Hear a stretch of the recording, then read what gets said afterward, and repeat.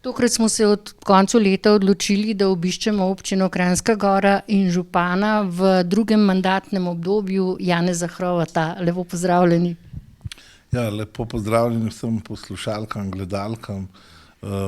in seveda tudi gledalcem Gorenjske televizije.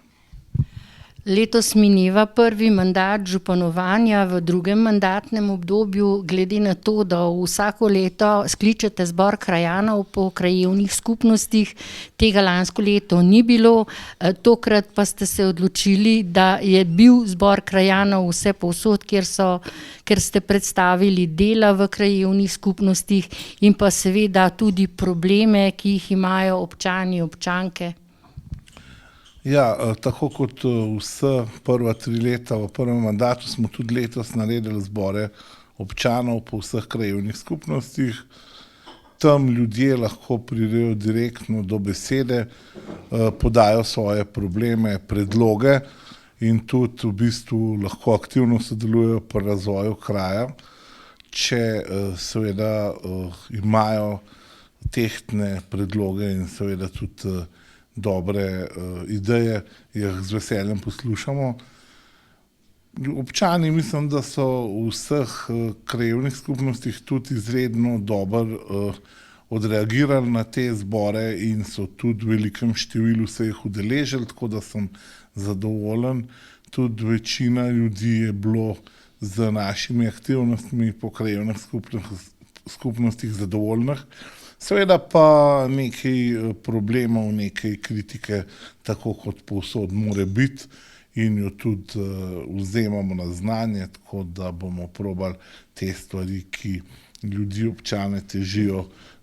kolikor se da odpraviti, kolikor ne, bomo posredovali to inštancam, ki so za to odgovorne, recimo vodarjem, kjer mi nimamo direktno vpliva oziroma nimamo možnosti sanacij gradenj v vodotokih, kjer je bilo kar nekaj vprašanj, pa tudi glede na cestno infrastrukturo v lasti države, kjer v bistvu mi lahko dajemo samo pripombe in predloge, se aktivno pač tudi tega poslužujemo. Minilo je leto dni, odkar je bila huda nevihta konec meseca oktobra in na Belci se je sprožil podor. Kako daleč je sedaj ta sanacija? Sanacija poteka po planu, razen ta zaplavna pregrada, ki je bila obljubljena s strani ARSO-ta, se pravi vodarjev, da naj bi se zgradila v jesenskem roku, je zaradi težav investitorja prestavljena na pomlad in jaz upam, da se v aprilu mesecu, konec marca, aprila zadeva začne tudi graditi in da bomo v bistvu predvsem občani Belce bolj mirno spali že v naslednjem letu. Miniranja sta bila 2, leto 2018 prvo in zdaj precej obsežno miniranje podora v letu 2019, zdaj novembra, kjer je bilo uporabljenega res izredno veliko tudi razstreliva, ki je v bistvu sprožil 20.000 kubikov te zemljine in kamenja, tako da zadeva je precej boljša in precej varnejša, je pa res, da dokler ne bo zaplavne pregrade, je še zmeraj zadeva kar vroča, tako da čakamo na to. Ta podor v bistvu do kamere smo tudi zdaj izgradili cesto, se pravi vrh podora, da se lahko z mehanizacijo dostopa, pa je po predlogu geologov predviden za terasasto miniranje, se pravi za kamnolomsko izvedbo sanacije, ki pa bo trajala dalj časa, ampak mislim, da ne bo imela nekega velikega vpliva na samo vas, naselje Belca, tako da bodo ljudje precej bolj mirno lahko spali. Je bilo preverjeno, koliko so zminirali zdaj ob zadnjem miniranju? Ja, to sem omenil preko 20 000 kubikov skal in tega materijala se je sprožilo v dolino. To je res velika količina, je pa res, da bo treba še nadaljevati s tem, kot sem rekel, drugim sistemom kamnolomskega tipa sanacije. Ali ovira to kaj gradnja nove ceste, ki jo gradijo nad tem podorom? Ne, ta cesta je prav namenjena za dostop mehanizacije in materijala na območje podora in z vrha podora naj bi se začela sanacija tega dela v bistvu do bivše ceste, se pravi spodnje ceste. In ko se bi sanacija izvedla do spodnje ceste, bi tudi se spodnja cesta nazaj vzpostavila v funkcijo. No, ko ste prevzeli mesto župana, se je res začelo po kranjskogorski občini premikati. Nekje ste povezali Rateče, lahko rečem kar z radovno, se ne nazadnje sem tudi sama občanka občine Kranjska Gora. Kaj vse je bilo narejenega z komunalno infrastrukturo? No, če pogledaš samo Kranjsko Goro in ostale kraje, se vidi, da je to popolnoma nekaj drugega. Ja, pristopili smo, tako kot sem že v svojem predvolilnem planu pred 5 in več leti obljubljal, da se bodo razlike med kraji zmanjšale, da bo občina Kranjska Gora postala enovit turistično področje in seveda tudi za prebivalce v bistvu enovita cona od naše vzhodne meje z jeseniško občino pri predoru pa do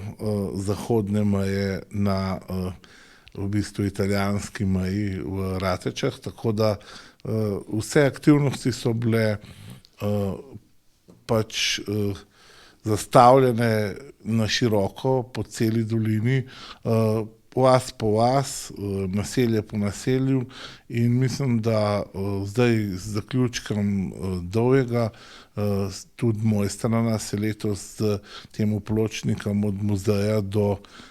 bivšega, se pravi področja fabrike, zaključuje ta v bistvu cestna infrastruktura občinska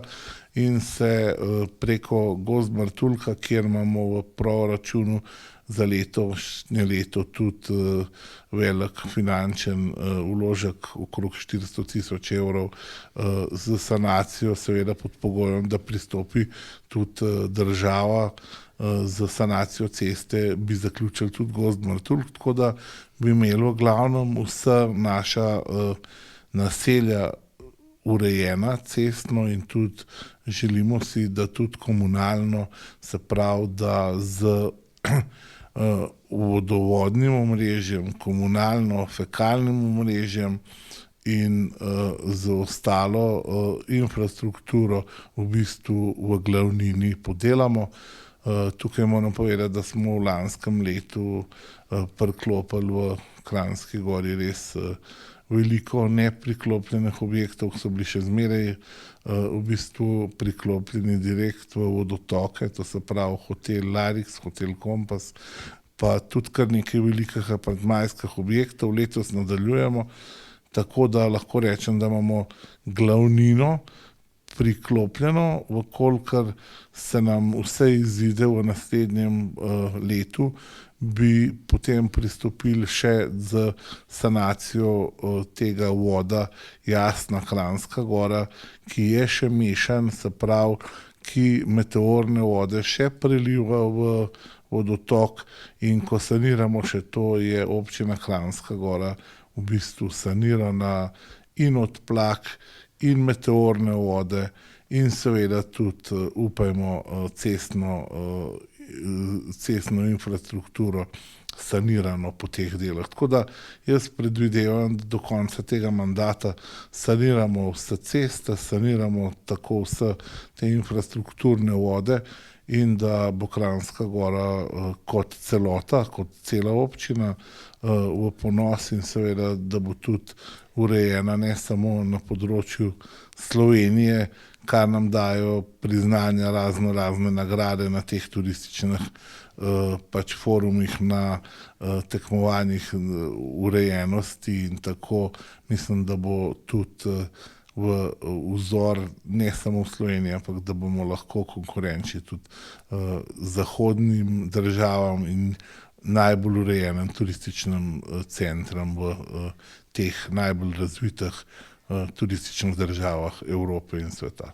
Jasna je tudi lepo urejena, dobiva vedno lepšo podobo, poleti lahko tudi poskočite v Jasno in se okopate. Seveda tam je bil tudi filmski festival letos, pripravlja se iz Rateč se seli ledena trofeja v Jasno, seveda če bo led.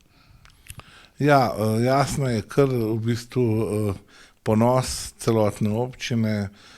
Ta dva čudovita umetna jezerca nam v poletni sezoni nadomeščajo kopališča. Res, da tako kot ste rekla, z majčkeno bolj hladno vodo, ampak mislim, da je v redu, da je kopališče oziroma da je ta jezero značilen po tem, da je alpsko kopališče in da ljudje nimajo nobenih večjih pripomb na toploto vode, saj če seštejemo oba jezera, pa pride voda včasih tudi do 30. Potekajo tudi priprave za pridobivanje dokumentacije za gradnjo novega krožišča? Ja, v bistvu predvsem zaradi dogodkov v prihodnosti, se pravi, in svetovnega prvenstva v nordijskih disciplinah 2023 bi želeli zaključiti kompletno cestno infrastrukturo, to je na državni regionalki Jesenice Rateče. Tukaj noter pač sodijo 3 krožišča, in sicer v Kranjski Gori vzhod pri TGC-ju, pri policiji in v Podkorenu na regionalki križišča z Korenskim sedlom. Seveda bi bila ob tem tudi želena sanacija teh obstoječih že dotrajanih delov cestišč, ki jih je kar nekaj kilometrov po dolini, in zavijalni pas, drugi zavijalni pas za Mojstrano, ki naj bi se po zagotovilih v letošnjem letu oziroma v prihodnjem letu 2020 tudi kot prva investicija začela izvajati. Tukaj bi želel poudariti tudi, da upam, da v letošnjem letu oziroma v 2020 in če ne v 2020, da do 2021 dokončamo tudi pločnik skozi gozd Martuljk od začetka naselja do konca z umirjevalnimi conami, z avtobusnimi postajami in vsem tem v bistvu spremljajočim zadevam, meteorno kanalizacijo in javno razsvetljavo, tako da bo Martuljk tudi v času, ko se zapira, dokler še ni izgrajen drugi predor Karavanke, zaradi povečanja prometa, ko se zapre tunel, varen za občane v času turistične sezone, da se bodo lahko varno sprehajali oziroma premikali v Martuljku ob cestnem pasu.